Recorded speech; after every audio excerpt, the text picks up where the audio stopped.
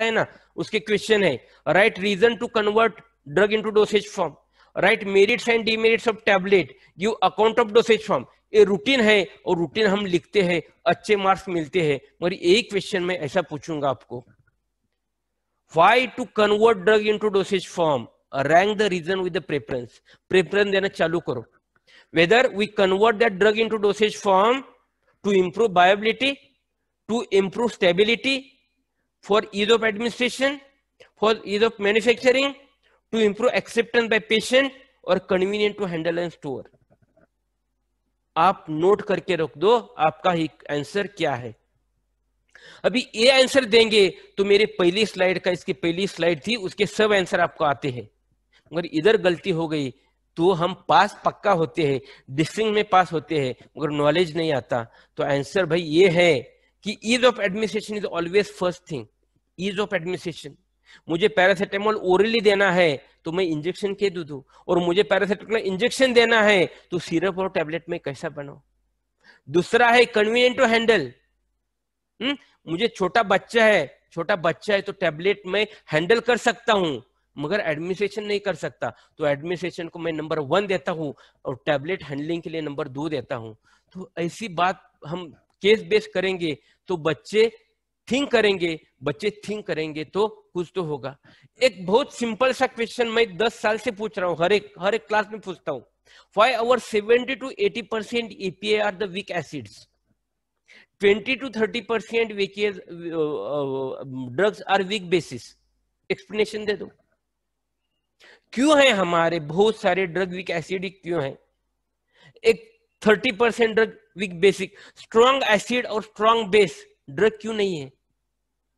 ये हम बोलेंगे तो कितने कंसेप्ट क्लियर हो जाएंगे। देखो, कंसेप्ट ऑफ पीके क्लियर हो जाएगा, कंसेप्ट ऑफ सोल्युबिलिटी क्लियर हो जाएगा, कंसेप्ट ऑफ परमिएशन क्लियर हो जाएगा, कंसेप्ट ऑफ सेफ्टी क्लियर हो जाएगा कि स्ट्रॉन्ग एसिड से स्ट्रॉन्ग बेस से कोरोजन हो सकता है, इरोजन हो सकता है, हैमर हो सकता है, कंसेप्ट ऑफ एब्सॉर्प्शन हो जाएगा, क्योंकि उसका आंसर क्या है कि drug should be in unionised state for its absorption. तो स्टमक का पीएच क्या है? हमारा बच्चा फ्लोटिंग पल्सटाइल ड्रग डिलीवरी पे एमफार्म करता है, पीएचडी करता है, मैं जाके उसको उतना ही पूछता हूं, भाई स्टमक का नॉर्मल पीएच क्या है, स्टमक का नॉर्मल रेसिडेंस टाइम कितना है? सर वो नहीं मालूम, मगर मेरे सर 5 पेपर छपे हैं, 5 पेपर छपे gastro retentive formulation, pulsatile formulation, मगर मत पूछो मुझे कि स्टमक में कुछ खाते हैं तो कितना टाइम रहता है। So these are the things what we require is the interactive teaching with the case-based teaching, not to just complete the syllabus. तो ये सब मैंने अभी बोला, ये सब हो सकता है एक ही क्वेश्चन का आंसर हम देंगे तो और एक मैं किस्सा बताता हूं आपको, इंजीनियरिंग का किस्सा है। फाइवा चली थी इंजीनियरिंग में, फाइवा को बहुत इंपॉर्टेंस है फार्मेसी से। तो टीचर ने एक क्वेश्चन पूछा था कि भाई if you are suppose you feel very hot in the train, what you will do, क्या करेंगे आप ट्रेन में? तो स्टूडेंट बोला I will open the window. तो टीचर ने सब क्वेश्चन किया, वो इंपॉर्टेंट है। If the teacher then teacher asked, क्या क्वेश्चन था? If you are travelling by train and if you are feeling hot what you will do? Student बोला I will open the window. तो teacher बोलता है if window area is 1.55 square metre, if volume of coach is 12 cubic centimeter, if speed of train is 80 km per hour, if the velocity of air is 5 meter per second, in how much time the coach of that train will get cool? वो डिब्बा कितने time में cool हो जाएगा? ये applied question है, case based question है, या डिस्कस डिफाइन वाला क्वेश्चन है? ये देखो, तो होता है क्या, पहला बच्चा तो फेल होता है भाई, उसको कुछ नहीं आता, मगर हमारा दूसरा बच्चा वेट करता है हमेशा बाहर, और वो पूछता है तुझे क्या पूछा, तुझे क्या पूछा, तुझे क्या पूछा? वो बोलता है ऐसा ऐसा क्वेश्चन पूछा। जैसा टीचर बोलता है if you feel hot in the train what you will do, दूसरा स्टूडेंट इमीडिएटली बोलता है sir I will die but I will not open the window. बच्चा क्या बोलता है? नहीं सर मैं कुछ भी करूंगा, I will remove my sweater, I will remove my banian, कुछ भी हो, last me I will be die but I will not open that window. What message I want to give? Message is that our interactive teaching should not be too hard to check the capacity of the student. It should be motivating, it should be promoting. So don't draw very hard questions. हमें तो आदत है, diploma में क्या आदत है देखो, diploma pharmacy में और बहुत सारे डिग्री में भी डिस्पेंसिंग फार्मेसी जो मैंने 2004 में लिखा बुक, उस टाइम का किस्सा है। आज भी डिप्लोमा फार्मेसी में पहला क्वेश्चन लैटिन टर्म में रहता है, वो लैटिन टर्म कहाँ भी यूज नहीं होती, मगर वो बच्चों को रट्टा मार के लिखनी पड़ती है और टीचर खुश होता है। कैसा टफ था ना क्वेश्चन पेपर मैंने निकाला था। So it is another biggest mistake we do in the class also, in the examination also. We always try to make our question hard. Instead of that, you make a question such that it can check the understanding of the student, not the recitation of the student, not the memory of the student. This is my message in this. Correct. And last question is, GPAT examination और university examination एक ही है या अलग है? सोच लो भाई, दोनों examination की क्या क्या अलग है। अलग अलग सिलेब स्टडी करनी पड़ती है, जीपेट का क्लास अलग लगाना पड़ता है, बीफाम में कवर नहीं होता, सब कवर होता है।